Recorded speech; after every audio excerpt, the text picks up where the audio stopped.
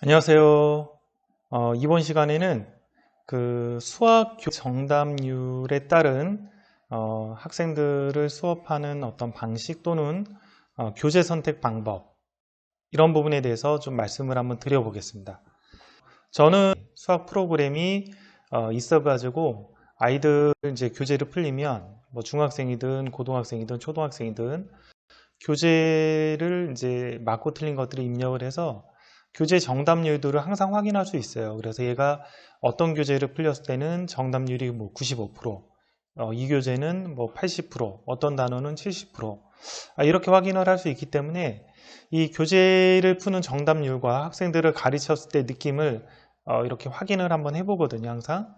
그렇게 하면서 얘가 이제 어느 정도 정답률이 됐을 때 다음 교재로 좀 더 난이도 높은 교재로 넘어가면 수월하게 원활하게 하는지 이런 것도 좀 확인을 합니다. 그런 부분들을 한번 제가 표를 가지고 한번 정리를 해서 학부모님들이 이제 집에서 자녀들 수학 교재를 풀리거나 할 때 혹시라도 이제 교재 정답률을 어느 정도라도 확인할 수 있다면 제가 이제 말씀드리는 이런 표를 보면서 다음 교재는 어떤 교재로 선택하면 좋을지 그런 부분들을 확인을 하면 좋을 것 같습니다. 자, 먼저 한번 같이 한번 볼게요.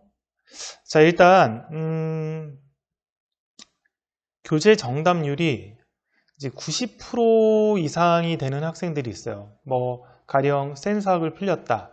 근데 이제 교재 정답률이 90%다. 그러면 이제 어떤 현상이 벌어지냐면 학생이 그 교재를 풀 때 굉장히 수월하게 풉니다. 힘들지 않게 풀고 그리고 그거를 선생님이 지도를 하든 아니면 부모님이 지도를 하든 역시 굉장히 편합니다. 그러니까 뭔가 이제 상쾌한 느낌이죠. 그래서 서로 학생도 편하고 부모님이나 선생님도 편한 상태죠. 그러다 보니까 이제 아이가 질문할 것도 많이 없고, 그러니까 질문이 몇 개 없으니까 가끔 질문하면 뭐 이 문제를 푸는 여러 가지 방법이라든지 혹은 또 다른 전략이라든지 뭐 공부에 도움될 만한 좀 더 수준 높은 어떤 이제 개념이라든지 그런 어떤 것들이 가능해지는 상황이 되겠죠.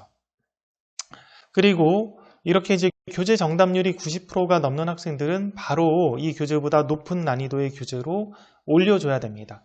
그래서 뭐 예를 들면 뭐 센을 풀었는데 교재 정답률이 90%다. 그럼 그거보다 한 단계 높은 일품이나 최고 득점, 뭐 1등급 수학 그 정도 라인을 시켜도 되고 아니면 그거보다 두 단계 센에서 바로 정답률이 90%면 두 단계 높은 뭐 블랙라벨이라든지 아니면 최상위 이런 것들을 시켜도 아이가 한번 도전할 만한 상태라고 보시면 됩니다.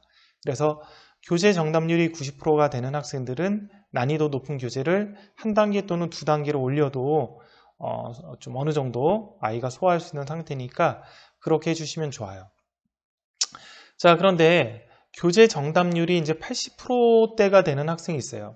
80%가 되는 학생 같은 경우가 또 두 가지로 나눌 수가 있는데 한 가지는 이제 문제 해결력이나 자기주도 습관들이 잘 되어 있어서 비록 교재 정답률은 80%지만 자기가 또 다시 틀린 것들을 혼자서 거의 집중해서 풀어서 거의 틀린 것들을 오답을 해내는 학생들이 있습니다.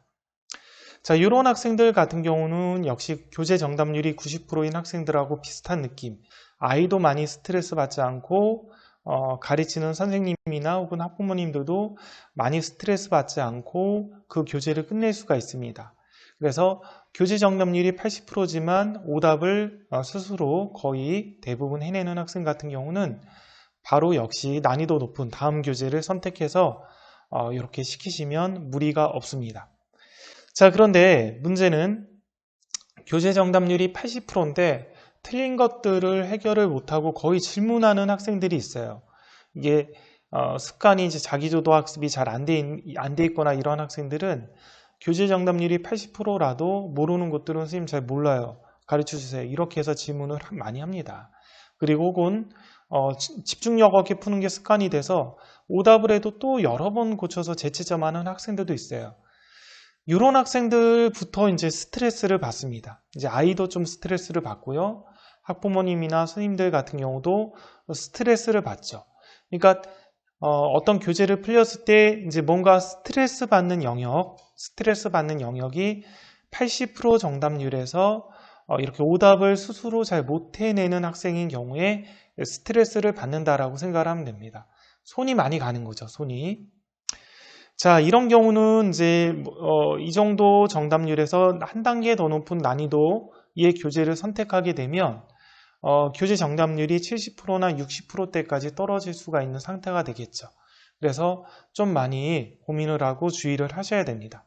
그래서 일단은 좀 주의할 지점이 교재 정답률이 80%인데 오답을 스스로 잘 못해가지고 질문이나 뭐 해설을 보거나 이렇게 해결하는 학생들 같은 경우는 여기서부터는 다음 난이도 교재를 선택할 때 좀 주의를 하셔야 됩니다. 그래서 이런 경우는 이 교재를 풀리고 좀 더 높은 난이도 교재를 선택하는 것보다는 비슷한 난이도 교재를 다시 한번 풀리는 방법도 괜찮겠죠. 가령 뭐 일품을 풀렸는데 80% 정답률이다. 그런데 오답을 거의 해결 못하고 지문으로 해결하더라. 그러면 1품보다 좀 양이 적으면서 비슷한 난이도 교재, 뭐 1등급 수학 그 정도 교재를 다시 한번 풀리는 방법도 괜찮겠죠. 자, 그러면 문제는 이제 8% 경계선을 넘어서서 70%대까지 떨어지는 학생들도 있어요. 어떤 교재를 풀렸는데 70%다, 정답률이. 그런데 다행히 학생이 오답을 시키면 어느 정도까지는 오답을 해결한다. 그러면 여기까지는 이 교재, 70%대 교재를 가지고 끌고 갈 만합니다. 70% 교재를 가지고 좀 약간은 버겁고 힘들고 학생도 약간 버겁게 느끼고 선생님도 스트레스를 많이 받죠. 부모님이라면 더욱더 할 것입니다. 근데 그래도 오답을 통해서 어느 정도까지 해결한다면 그래도 여기까지가 어떤 한계 노선, 끌고 갈 수 있는 한계 노선이 되는 거죠. 자, 그런데 문제는 교재 정답률이 70%인데 오답을 통해서 또 해결을 거의 못해요. 이런 경우부터는 이제 많이 힘들죠. 이런 경우부터는 이 교재를 하기 위해서는 이 학생이 과외를 선택해야 되든지 아니면 굉장히 이제 스트레스를 받으면서 옆에서 지도를 해주는 것이 가능해야 되죠. 많은 시간을 투자를 해서. 이래야 이제 가능한 상태가 됩니다. 자, 70%대의 학생 같은 경우는 당연히 이 교재가 끝난 다음에 난이도 높은 교재로 바로 넘어가면 안 되겠죠. 당연히 이 교재를 또 오답을 하거나 비슷한 난이도 교재를 다시 풀리거나 혹은 이 교재보다 좀 더 난이도가 낮은 교재를 풀려서 정답률을 80%대까지 회복해서 어느 정도 개념을 소화할 수 있게끔 이렇게 만들어주는 것이 중요합니다. 자, 근데 수학을 못하는 학생들을 가르치다 보면 교재 난이도가 60%대, 50%대, 40%대까지 떨어지는 경우도 있어요. 일단 교재 정답률이 50%대, 40%대까지 떨어지면 바로 교재를 변경해야 됩니다. 이 교재는 아이가 소화할 수 없는 교재고요. 너무 많이 아이도 스트레스 받고 가르치는 사람도 스트레스를 받을 겁니다. 만약에 억지로 이 교재를 하게 되면 거의 다 설명해서 가르쳐주는 방식으로만 교재를 소화할 수 있는 상태가 되겠죠. 아이가 뭐 교재 해설지를 읽거나 그러면 어차피 아이에게도 많은 도움이 되지 않기 때문에 난이도를 낮춰서 정말 못하는 아이라면 하다못해 연상교재를 시키더라도 교재 난이도를 낮춰가지고 정답률을 7, 80%는 되게끔 회복을 시켜줘야 됩니다. 그래서 교재 정답률이 50%, 40% 이렇게 떨어지는 것들은 바로 교재를 좀 변경을 하시는 걸 추천을 드립니다. 교재 정답률이 60%대가 돼도 교재를 변경하는 게 맞긴 맞는데 제가 이제 학생들을 지도를 하다 보면 가끔 이제 특히 초등학생들 같은 경우에 심화 교재, 최상위 S나 최상위를 시켰을 때 교재 정답률이 50%, 60%대에 있는 경우가 근데 문제는 뭐냐면 최상위 S나 최상위 같은 거는 정답률이 5, 60%밖에 안 되는데 그 밑에 교재인 디딤돌 기본이나 응용 같은 경우는 그래도 80% 중반대 정답률까지는 나오기 때문에 그 이상 난이도 교재를 풀어야 되는 상황인 거죠. 그러면 그래서 어쩔 수 없이 최상위 S나 최상위를 풀렸는데 정답률이 너무 하락하는 거예요. 이런 경우는 아이가 이제 문제결력, 자기주도성, 심화 능력이 형성이 안 되다 보니까 이렇게 나오는 현상인데 이때는 이제 좀 인고의 세월을 거치면서 오랜 시간 동안 이게 기본 개념 교재가 아니라 심화 교재인데 심화 교재를 보다 더 쉬운 심화 교재를 선택할 수 없고 이거는 선택해야 한다면 좀 오랜 시간을 투자할 수 있다면 오랜 시간을 투자하면서 좀 인고의 세월, 살이 걸린다 그러죠, 옆에서. 살이 걸리는 거를 쭉 참아가면서 힌트를 조금씩 줘가면서 아이에게 그 심화 교재가 정말 힘들지만 그거를 어쨌든 힌트 받으면서 자기 힘으로 해결하게끔 하는 것들까지 해주면 정말 좋습니다. 이게 이제 학원 구조로 된다면 학원에서 하면 좋고요. 안 되면 부모님들이 가능하면 부모님들이 해주시면 좋고, 뭐 과외 선생님이 해줘도 좋겠죠. 그래서 개념 교재가 아니라 심화 교재를 이제 개념 교재까지는 좀 어느 정도 잘 소화를 해서 심화 교재까지 선택을 했는데 최상위 S나 최상위가 교재 정답률이 5, 60%대다. 그런 경우는 옆에서 인고의 세월을 견디면서 힌트를 줘가면서 이 교재를 풀리게 하면 그 다음 최상위 S나 최상위를 할 때는 정답률이 조금씩 상승합니다. 5, 60%에서 60, 70%, 7, 80% 이렇게 조금씩 상승하니까 좀 인고의 세월을 거쳐서 할 수 있는 하는 것도 괜찮습니다. 저도 이제 학생들을 지을 때 특히 초등학생들 같은 경우는 시간이 많다 보니까 심화까지 한번 도전을 시킬 때 보통 기준이 되는 게 디딤돌 기본이나 혹은 응용을 풀렸을 때 교재 정답률이 90%가 넘으면 일단은 바로 이제 최상위 S나 최상위를 무조건 시키고요. 교재 정답률, 디딤돌 기본이나 응용이 80%대 정도 되는 학생들 같은 경우도 얘가 좀 시간적 여유를 가지고 투자를 하겠다, 심화를 한번 해보고 싶다 라고 하면 최상위 S나 최상위를 도전을 시킵니다.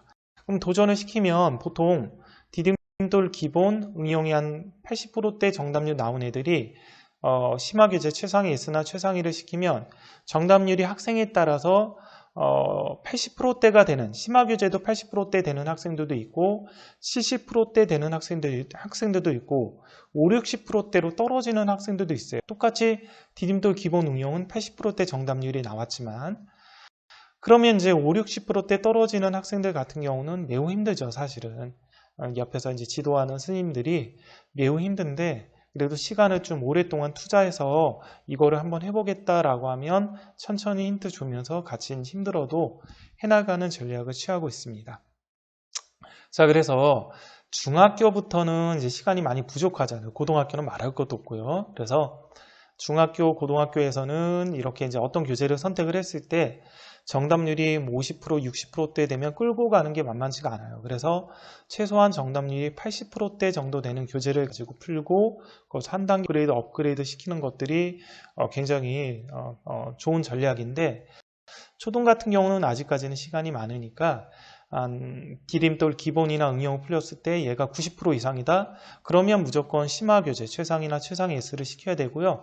정답률이 한 80%대다 그래도 최상이나 최상위 S를 시키면 아이가 이제 심화 능력을 잘 갖춘 경우는 최상이나 최상위 S도 80%대 나오고요. 안 그런 애들은 한 70%대 나오고 많이 떨어진 애들이 5, 60%대 나옵니다. 5, 60%대 나와도 이 책을 한 6개월은 내가 끌고 가서 풀리겠다라는 마음가짐으로 풀리다 보면 그 다음 이제 최상위 S 하면 조금씩 올라가요. 조금씩 올라가니까 조금 참으면서 그렇게 지도를 하시면 좋을 것 같습니다. 여기까지 하겠습니다.